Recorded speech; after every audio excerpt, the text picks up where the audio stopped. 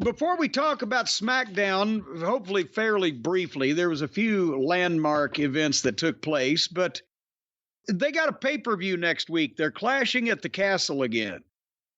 And I don't have clashes at my castle. I've turned away all the invaders and now everything's peaceful. But apparently they're clashing again at the castle. Where are they this time that has castles? Glasgow, Scotland. Is it Glasgow or Glasgow? I was over there 10 years ago, but I've slept since then. Some guy just sent me an email the other day yelling at me about it, and I don't even remember which way he went. I think it's Glasgow, and I was that's the thing, because they've made me doubt myself. And poor Kenny McIntosh is probably cussing me now, because he's the one that taught it to me to begin with. But now so many people have had so many goddamn interjections, I've doubt myself. I blame Howard Finkel. All those years I heard him introduce Roddy Piper. Well, let's just say Scotland. They're in Scotland. At a castle. At a castle in Scotland. Cardiff, like Wales. A castle in a story in a medieval play. I foresee terrible trouble, but also, the previous one was in Cardiff, Wales. This one is at the OVO Hydro in Glasgow, Scotland. Why are all the arenas now over there in the British Isles named the Hydros? They're named after water, and say either the O2 or the Hydro. What is the water fascination? They finally have running water in the arenas. You know, when I was over there, they've got one of the hotel rooms had separate hot and cold, not only spigots, or not only handles, operating mechanisms, but spigots. It was all hot out of one, all cold out of the other on the other side. What are the fuck you supposed to run your hands real quick in between? What? Well, think about it. If you have a castle that you had built 500 years ago, no one was prepared for modern plumbing. No, this was a goddamn chain hotel in the year 2016. Is what I'm telling you. Well, sometimes it's the same thing at the Best Western, is what I meant to say. I know some Best Westerns that were built in the 1800s. They really were Best Westerns. All right, well, clash at the castle. All right, what's going to happen there? What are these matches that we're going to be subjected to from the number one leading industry promotion in the world today, making all kinds of billions of dollars? This coming Saturday, 2 p.m. Eastern Time. The first match listed here, Bianca Belair and Jade Cargill versus Alba Fire and Isla Dawn versus Shayna Baszler and Zoe Stark. Yeah, they set this one up on SmackDown with a nice sloppy brawl between all these teams, and then Jade and Bianca, the baby faces, laid everybody out. So I'm anxious to see them beat everybody up again, I guess. I don't know what to tell you. For the WWE women, that was for the Tag Team Championship, by the way. Well, of course it was. Yes. For the Women's Championship, the champion Bayley versus Piper Niven with Chelsea Green. What is this, Glow? Is every match on a card a girls' match? No one's rapping.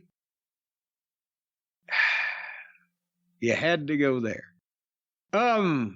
Okay, Piper and Chelsea and Bayley and yeah. Well, Piper's from over there somewhere. She talks the funny, like she's from over there somewhere. Do I sound like I'm from Pixley? She has an accent that indicates that she's from somewhere in the United Kingdom area. She's from Scotland. Well, she's a home. So is Bayley going to get Bayley going to get bailed out of the building? Bayley going to get booed out of the building? It'll be interesting. Hometown Girl returns to the castle against Bayley. Also on the show, Jim, for the Intercontinental Championship, the champion Sami Zayn versus Chad Gable with Otis, Akira Tozawa, and Maxine Dupree. I'm looking forward to seeing one of their matches with no commercial breaks and on a big show, because they're doing a wonderful job. I understand why they got Otis. Can they please hurry up and ditch the, modern day little Tokyo and the clueless blonde bimbo that looks like a deer caught in the headlights of a fucking John Deere tractor? Well, the tractor keeps mowing, Jim. for the World Heavyweight Championship. Damian Priest, the champion, versus Drew McIntyre. Boy, I'm wondering what they're going to do here, because if they take it off of Drew this soon after he got it, aren't they just saying, okay, this didn't work? Or won't it hurt him in some fashion in his standing in the community, in the eyes of the fans? But if Drew, because didn't Drew get beat the last time they clashed at his castle? I think he did. Will he lose two clashes in a row? It to me, they're trying to. Hey, for the record, previously I just looked it up. He lost to Roman Reigns at Clash at the Castle in 2022. 30 minutes, 47 seconds. Well, I didn't need to. When I ask you what time it is, don't tell me how to build the watch. I didn't need that much detail. But the point is, would he get beat again? Even though Damian Priest is still that guy, he's a world champion there. I think that Drew McIntyre is still a level above in the fans' eyes. They haven't got Priest all the way over to that status yet, have they? And then unless Punk gets a nonstop from Chicago to fucking Glasgow, and interferes to continue that story, I think Drew McIntyre has to win, and I'm not sure how that would affect Damian Priest. Yeah, there's a lot of things to think about here. I was thinking the same thing. Punk interferes. It cost Drew McIntyre another big match, another world title opportunity. But the frustration would boil over if a man did that to you or I, where another championship, another great moment foiled. That's the feud. He put him out of action and then gloated about it and then put it on a shirt. And Punk did not back down. He's cost him title matches, been at ringside making faces at him, whatever it may be. So that's an option. And that would help Damian Priest because it doesn't help him to immediately get the belt off him. Yeah. However, Drew, if he did win the belt, going into a feud with CM Punk, who appears to be healing up, that's intriguing. That's a world title feud right there. But again, what happens with Damian Priest? But now bear in mind, and he'll love it, they may boo fucking Punk out of the building because even though he's foiling the heel, he ain't the heel in his hometown or home country, or I don't know. He might be from Osborne, Missouri, Drew McIntyre. I don't know, but they're saying it's his home area. So Punk but that'll be one of those Bret Hart in the United States and Canada reactions. It's going to be good either way because it gets over.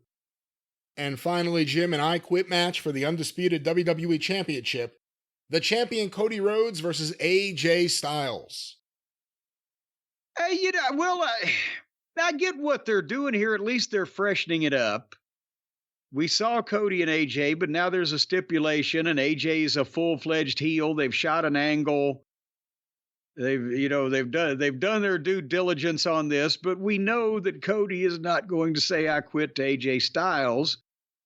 But that points out that it's going to be a very good match, and I'm sure it's going to have a wonderful finish. But that points out the position that WWE's in right now is unprecedented.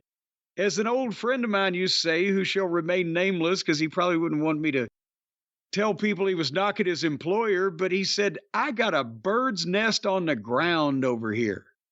I mean, he had an easy job and he was luxurious pay, right? They don't have to have a big hot match. They don't have to have Austin and The Rock in the main event of a pay-per-view because there's no more pay-per-view.